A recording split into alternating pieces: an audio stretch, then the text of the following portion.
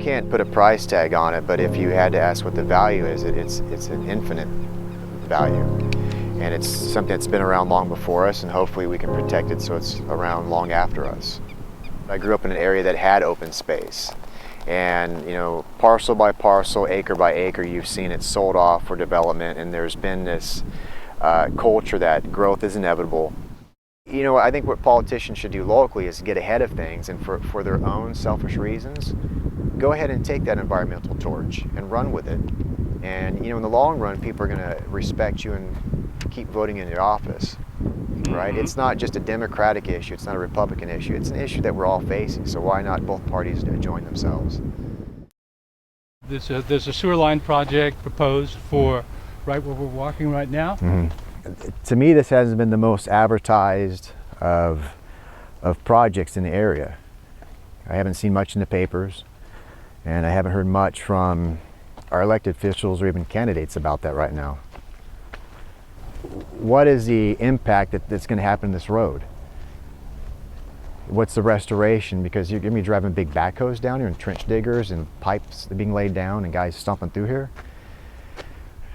I mean, it's not just going to be this, they're going to be cutting into this, and these people, you know, no one realizes that. With all construction projects, sometimes particularly government ones, there's always cost overruns and time overruns. So 2 years is a projection, it could go over.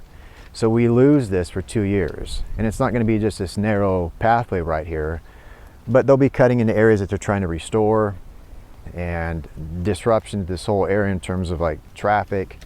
And a project like this needs a staging area. So where's that staging area going to be? We're going to be parking the tractors and the materials at night. Out here somewhere.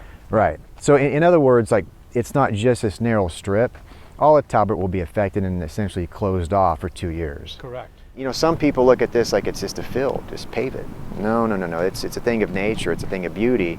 And if you have environmentalists out here like the late Jan Vandersloot, who could walk with you and say, that's mule fat, that's Encelia.